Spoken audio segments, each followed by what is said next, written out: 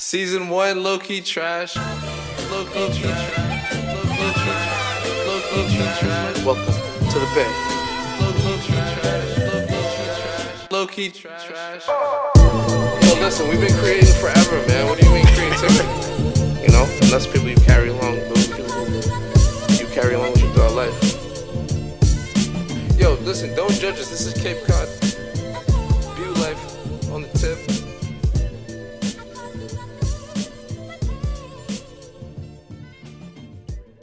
Episode 2, low-key trash. You here with Berg? And your boy Jay. Happy Sunday, everybody. Cheers, my brother. Cheers. Cheers, of course. Let's get into it. What is the purpose of art in society today?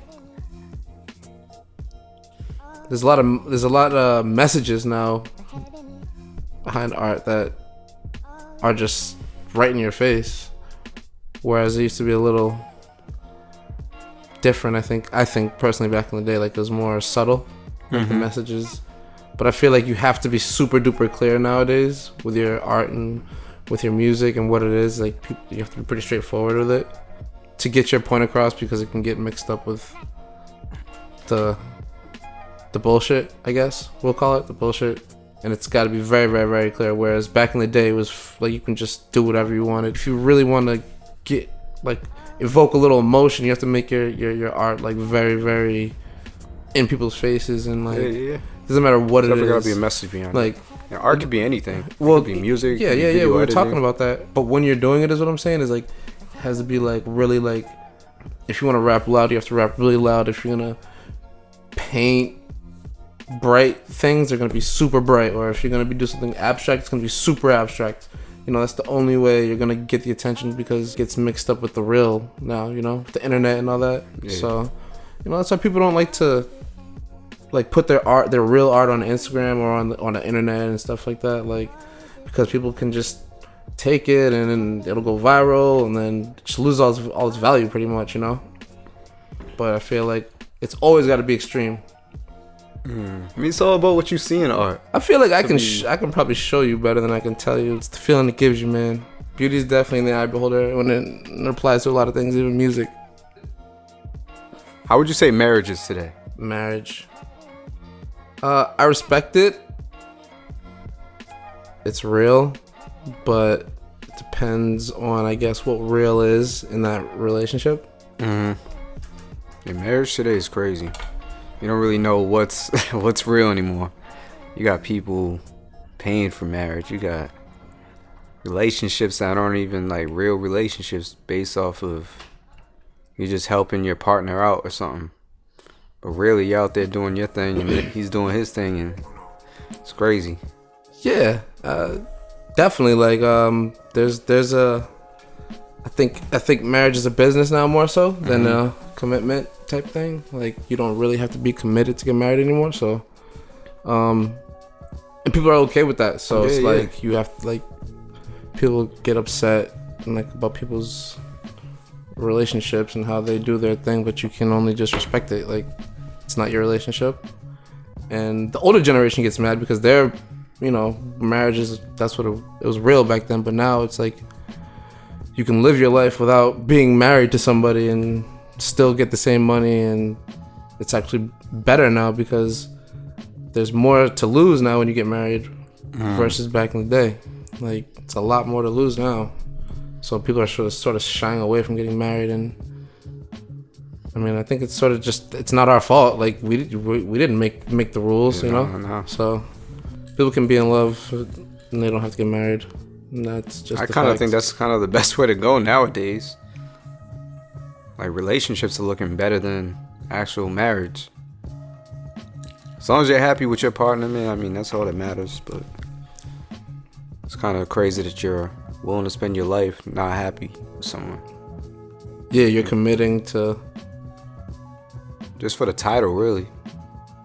Yeah, but like I said, people marry for different kind of reasons, and you gotta respect it, take it for what it is, even if it's your best friend, or, you know, your brother, your sister, even your own parents. You just You gotta either you can just, even if you don't like the situation, you can just tell them how you feel. But at the end of the day, that marriage is anyway. between them and Yeah. them two and the bank. So that's all it really is now. That's the marriage. Low key trash. Low key trash. What is your best criteria for success?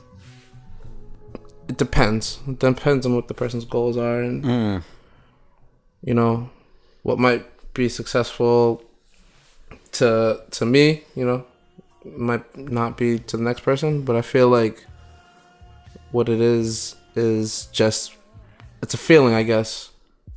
Success is a feeling, you know, because you feel successful. Yeah. You can be successful, like whatever it is. You can be successful unintentionally, you know.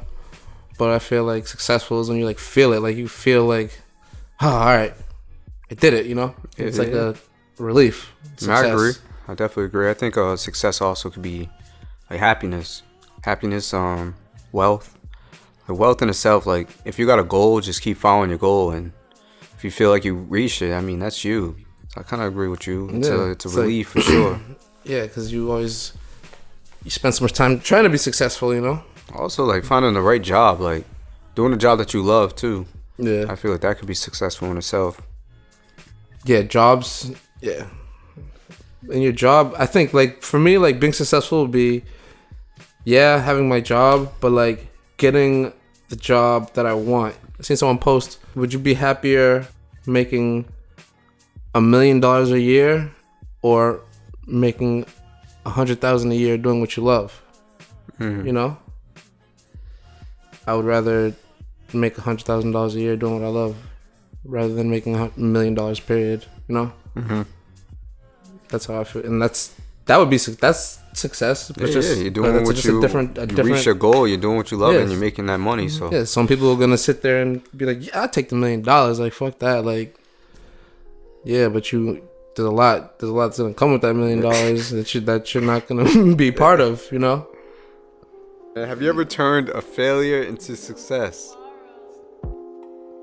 Yeah, I've definitely turned failures into wins. It's just a learning experience, so not necessarily losing or failing. You know, just like learning. So are humans better at creating or destroying? Oh, what do you think? I think truthfully, humans are better at destroying. I feel we gotta destroy to build, and when we do create, we're constantly destroying it again. Yeah, I think we have to destroy to create. What does it mean to die well? Like, you know, to die well, it would be to die with no regrets and no debts, you know, not feeling like you are not saying something that you could possibly carry with you into the next life, that you know. I feel like when you die well is when you're like basically just content, you know. That's dying well. That's how I want to die. Shit, at least I don't know. That to me, that's dying well. What is the most uplifting thing in the world today? I feel like hip hop has touched everybody in one way or another, and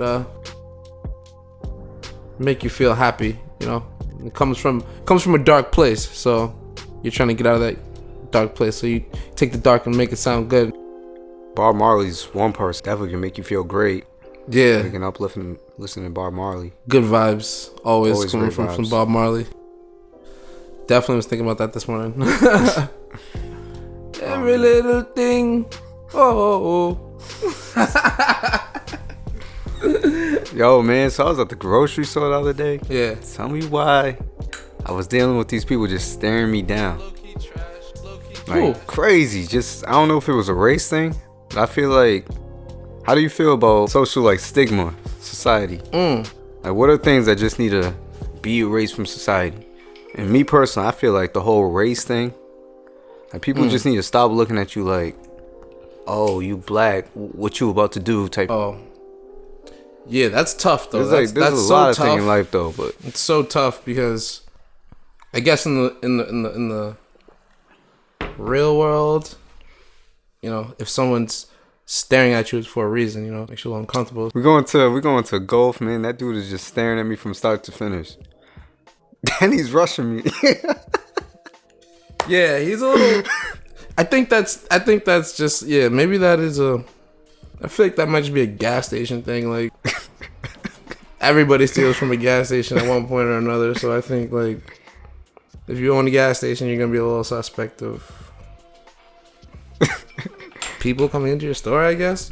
But I don't know. I don't know. Like in the front though, like getting candy, and he's like, "Yo, let's go."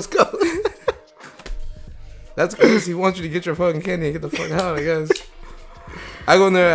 I usually. I think if I loiter around in the store for a little too long, like if I can't make up my mind, the people who work at the gas stations, they definitely are like looking at me sideways or something. So I'm aware, but I don't. At the end of the day, I don't care because I'm in there to spend some money. So. True that. Like I know, like we growing up, we don't hardly even watch TV. So. Where would you say that you get your news from? Your daily news? Like, how do you find out what's going on in the world? It's kind of interesting how I find my news because I don't really watch the news, and I don't really look at the news when I'm on my phone. I don't. I just really. I'm never really looking for the news either. But when I'm out in the streets and talking to people, and I'll listen to what they're talking about, and I'll be like, oh, what is that about? And then I'll go do a little research on it. Look at a couple different things, make sure they had the right story, and then I just make my own judgments based on that. Going on Instagram kind of... Yeah, Instagram has a lot of news. It's a lot, too, though. Depends. I guess it depends on what you're looking for. If you follow the right things, like, you'll find out anything you need to know. The way that algorithm and, like, the way... your iPhone be listening to what you're saying and like putting those ads up, they're gonna basically try to force you to watch or listen. Why do you feel that New York hip hop is not as dominant as it was back in the day? I feel like New York hip hop is not as dominant as it was back in the day. Because it's gotten a little more saturated in hip hop, and New York is a place where you go to get exposure now and meet big producers and artists, and you don't necessarily always make your music in New York. That's the thing. But back in the day, that was where the music was coming straight from New York back in the day. So that's why it was dominant, 'cause it was all there. But now, people was just spread out. Like, people go to Atlanta coming from New York and make music, and they come back to New York, and then they make music. And it's a lot of moving around, but it's a good thing, It's good for exposure. It's good to get out. It's a lot of competition in New York. So if you want to be, like, seen... You can be seen by a lot of people in New York, but you might not be as appreciated as you would in another place.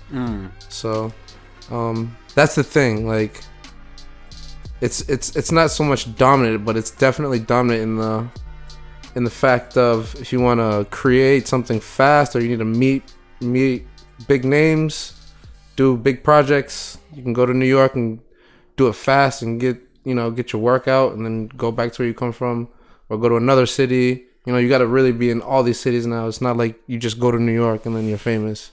You got to go to all these cities. And it makes it way more competitive.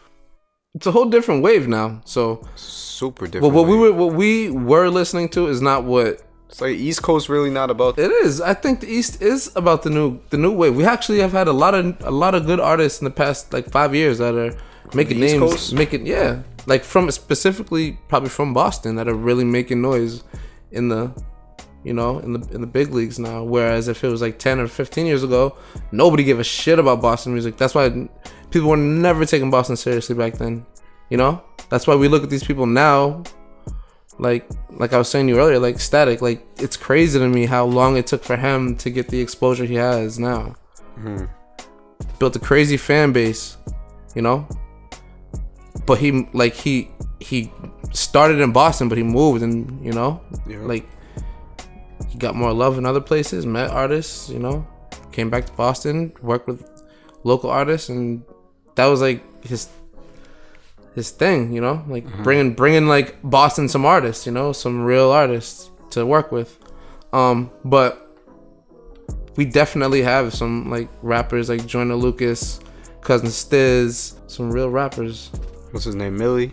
Millie's a dope one. Millie's is fire, yo. Like, and the thing is, like, he's so much into like the culture shit. Like, he's never been into that like switching over or selling out his soul, selling himself. And I think that's why it's taken him so long to get noticed. But he's always been around the real rappers. Like, he's always around Jadakiss and them all the time, son. Yeah. So you know he's nice. They would never let a random white boy from Boston around them if he wasn't nice. Shout out to Terminology too. Yeah, like, yeah, exactly. Terminology, like, he's making noise, like, oh man, Boston's going crazy. And for the East, even I think it's kind of crazy because I feel like we've actually even had more breakout artists than a lot of cities, you know, especially Cousin Stiz. Like, well, even Joyner Lucas, like you said, like, he's more the rising out of all of them, I think. Yeah, he immediately got a song with Eminem. Yep. Immediately got a song with these big names. Like, that's fire, yo. There's rappers that have made so many songs and haven't even got to make a single song with a credible OG rapper, you know. But they're still famous and stuff. But these are real rappers who are listened to and respected by real rappers, and they are all coming from Mass. You know, I think that's fire. It's not like bullshit. Let's talk about top album going into 2020. The Babies, not Lil Baby. Shout out to Lil Baby, but The Baby. Yeah, I've been watching that guy for a while, so it's kind of interesting to watch him build at his level. Over a few months, maybe 6 months, you know, just going hard, and it was kind of interesting to watch that growth so fast, you know, and continual success. All right, let's get into the greatest rap group of our generation. All right. We'll do 5. Outkast paved the way. Definitely Outkast. Andre 3000, like Big Boy. Big Boy. Yeah, I definitely used to feel like. Do we consider Rough Riders as a group? Yeah, I think we have to. That was like a collective. We had rappers, singers, drug dealers, and felons. That was definitely a lot. In that, yeah, that was a group. They have to be in there, because then you got Wu-Tang, and then that's another group, but had like 1,000 people in it. A whole small town called Wu-Tang. That wasn't a group. That was a small town. Dipset. Oh, Dipset for sure. That was another top group that definitely took the industry by storm and caught a lot of people off guard, and had kids in the suburbs wearing do-rags with bandanas over them. White kids. I remember seeing that. You know what I'm talking about. You guys know what I'm talking about. You know who you are. I mean, I guess the Migos, like, I have to give it to them too. I'm sure there's a lot of other groups out there, but right now, most consistent, cleanest sound, pretty successful. Now, have you ever been addicted to a video game? Like a game where you just... I think I was. 24 hours. Yeah, Crash Bandicoot. What? On PlayStation. Damn. I'm pretty sure I used to play that all night long. Grand Theft Auto. Definitely addicted to that. Call of Duty. Modern Warfare. Definitely addicted to that. I guess I have a game addiction, but I don't know. It doesn't take up too much of my time, but I definitely... I can't remember a time where I wasn't playing video games, so... Yo, this is the king of Fortnite. I guess that... No, I'm not the king of Fortnite. I'm the king of Apex. Apex Legends. I gotta say, same for me, though. I think growing up, Donkey Kong, I just... was playing that 24/7. Like, oh, yeah, Donkey Kong. Like, that shit was crazy. So even True Crime Streets of LA. Like, I wasn't even doing the actual the actual like missions. I just got addicted to driving around. Yeah, that's what happened to Grand Theft Auto. Yeah, that was. I remember. Yeah, just like yeah. I remember the first time I got Grand Theft Auto. My uncle got it for me and my brother, and we were mad young. And my parents didn't really know what Grand Theft Auto was, the game. But when they saw it on PlayStation and what they were saying, they immediately took that game out and took it back and whooped our ass. It's crazy. It was terrible. And he yelled at my uncle. Yep, he got it too. But it was fun. Well, good times. Definitely fun. I remember playing it on the computer too. You get that Disney Plus yet? Nope. Nah. No, you got it? Got it, man. That shit is wavy. I mean, I watched Brink. It was definitely the first thing I watched. Shout out to Brink. Seen Gargoyles. Yo, I gotta see Gargoyles. Gargoyles classic. Gargoyles is yeah, like that's near and dear to my heart, and I can't believe I haven't even seen it yet. They had like everybody had a crazy role. You can even tell sort of the races, I think. Yeah, what's your theory? So my theory of Gargoyles?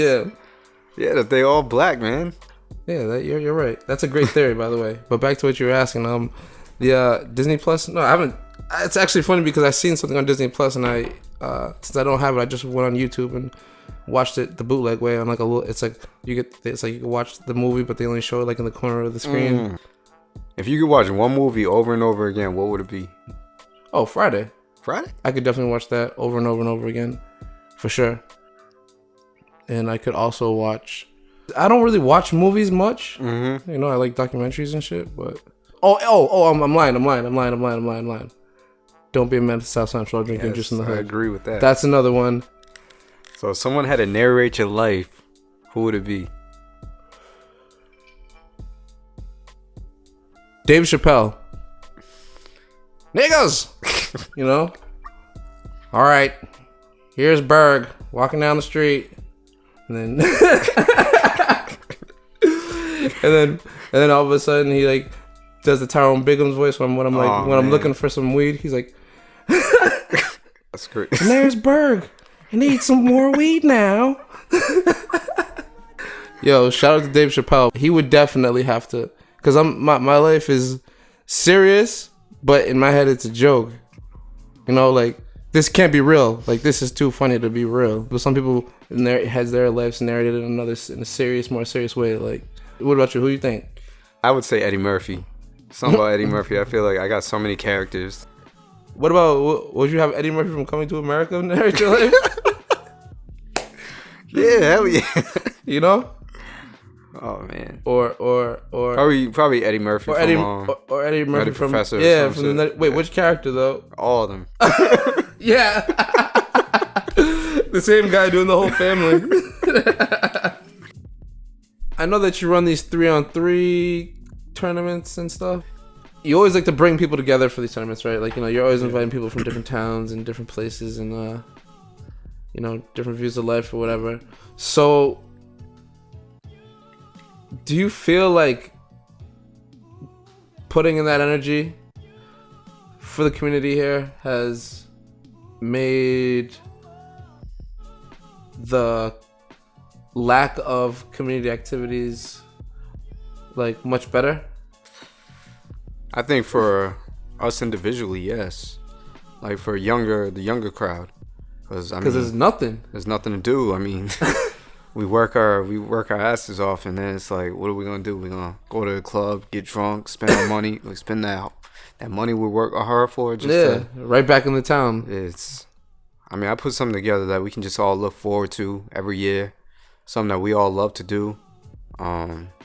You get nice jerseys out of it. You just get, it's like the one time we all get to spend together without actually being drunk or being stupid. Like we're just all out there having fun, reminiscing. Yeah, families. Being competitive, like. Yeah, those jerseys are fire too. Always consistent. And competition's pretty consistent. And like, I've been to all of them, so I've seen it all, and I think that's dope. I think you need a little more respect for that personally. And I appreciate the people that do put in and help out. Shout out to Joey's food truck, brings in the food for us every year. Yeah, those tacos are amazing. Becky and the homie Rob. Rob's a great guy. Yeah, the town of Wellfleet. Thank you guys. Yep. We have yet to have one in P-Town. Maybe one day they'll give us a chance. Maybe one day. That's all we want. Just one chance. If you're listening, help a brother out. Not asking for much, just a court. Yeah, I need Just that GoFundMe. Go fund us. I got a question. What is the first thing you notice about a person? Like someone just walking in, what's the first thing that you notice right away? A person? Mm-hmm. Like anybody, male or female? Anybody. Right? Yeah. The first thing I notice, honestly, is the way when I look at them in the eyes, how they look back at me. That's how I basically judge people, because that's like their immediate reaction. Like soon as that first engagement is, you can normally tell how someone's gonna treat you or how you feel, if you're in tune with, with what's going on around you. But yeah, that's why I just whenever I see somebody or I meet somebody new or someone who's making me uncomfortable, you can bet I've already made eye contact with that person, especially if I mentioned them or something like that. And that's usually how I catch the vibes, I guess. Catch the vibes, So what do you think are some of the challenges that people in the future are going to deal with? Like, it could be like kids growing up, like in the future from now. What do you think some of the challenges that they're going to have to face? They're going to have to deal with our mistakes, which is kind of crazy because that's how it goes. Like, we had to deal with our past mistakes. So if we can make our mistakes less, it's going to make it easier for the future. I feel like they're going to be stuck with less of a mess to make than we were stuck with, in our generation, in our time, like, I don't want to get into politics and all that, but that definitely has a huge effect on a lot of things happening right now in time. And I feel like the youth are going to have to fix that part of it and save the world. So I mean, you're always trying to save the world, but they're gonna have to be the ones to actually save the world, What is most likely to bring the extinction of the human race? Jewels and jewel pods. They're killing people. Oh, and vapes. Vapes are gonna kill everybody. And they're already proven that. That's all they're over blowing the your news. lungs up one by one. That's on the news already. They're telling people. But it's just amazing to me how much more people are so happy with smoking a vape. Like it's like if you smoke a vape, it's not like you're smoking a cigarette or a blunt, but it's just as bad. I mean, that even falls under drugs in itself. Like, they've been telling us that for years. Don't do drugs. Dare. Yeah, shout out to Dare. You guys failed. Truthfully, they have. Yeah, that little. It only influence people. Remember that lion? He used to have a big ass chest. You know why he has such a big chest? There's drugs in his chest. There's drugs in there, poking that thing out. I remember. Don't do drugs. I never did a program that showed me so many drugs. I didn't know what none of that shit was before Dare came out. Yeah, me neither. That never even came across my mind. Dare introduced me to weed. I think that introduced people to it more. Dare introduced me to my first drugs. Dare literally introduced me to the first drugs I ever seen in my life. I remember one day they came out with cigarettes was always out there. Yeah, but they came into the school one day with this big like tray that had like heroin, what heroin looks like, what weed looks like, what cocaine looks like, what spray cans look like, what I don't know, just there was literally, it's kind of like Tyrone Biggums when he came into class. It makes me wonder, like, do you believe that reality is reality, or do you believe it's just like a construct of your mind? Well, personally, I do think it's reality, but growing up, I used to think everything was created by me. I used to really think like humans in itself, like, was just made up in your head, right? Yeah, like people controlling it, like something's controlling those people to move and walk and look certain directions. Like a big video game. Kind of like a video game. That's maybe real. It was one night I was watching a movie real. that did that, but it was crazy. I think, yeah, as a kid, I really thought. That's so funny you my say mind that. created a lot of things. Yeah, you probably, because you don't really, that's kind of crazy though. Like, I didn't really understand the whole concept of, what a human was and all that. I just went on with life, just doing what. Wait, what? Well, like human, like Like what humans were? yeah, like the whole creation of humans, like how it started. Like- I didn't know what it was. Like I you just thought that the like where the babies come from and like stuff like that. Exactly. You like I mean, obviously your parents gonna tell you something entirely different, but that bird, the stork drops the baby off at your house. Like yeah, for a while, you know, you think you're from a stork, even in cartoons, you know. yeah. You watch cartoons and you watch even movies. Like That's so funny. Baby's Day Out was a good one. That's probably why cartoons are there, so they can get you confused with reality and what's fake. Like that's hilarious. I didn't really think about that. Like, imagine if like cartoons were literally just to like make you think that cartoons are not real and reality is real, but really it's all just a big matrix, you know? What, Roger Rabbit? Yeah, that's reality. Who Framed Roger Rabbit? That's crazy, man. I think that you're hilarious for that though. There was a movie, Last Action Hero 2. Oh, One of my favorite movies as a kid. But the kid actually went inside of a movie. He had this magic ticket. And the ticket made him go inside the movie. When he was inside the movie, it's a movie that Arnold Schwarzenegger was in. And he's playing this character, Jack Slater. And the kid's trying to convince him, yo, you're in a movie. This is not real life. And Jack Slater's going on like, you're crazy. Takes him to the stores. You're seeing... He's trying to prove to him, look, you're in this movie Terminator. It happened to be someone else. Sylvester Stallone. But, oh my god. then, I mean, the bad guys got a hold of it. They found out that they was in a reality. They ended up in the real world. It's crazy just how the world works. Like, the character got to see the real life. And Yeah, just so all, like, I always wonder, like, as a kid, I was wondering, is life like that? Like, the two dimensions. Same thing with the Mario Brother movie. It's two that different was crazy. dimensions. That one Jim Carrey movie where he's just being watched by the whole world. The Truman Show. Truman Show. Truman Show, classic. Are we being watched? Are we in this big Yo, I live like I'm in the Truman Show. Every move I make like someone's watching. It's true too. If you go outside, sometimes you look and you turn right away.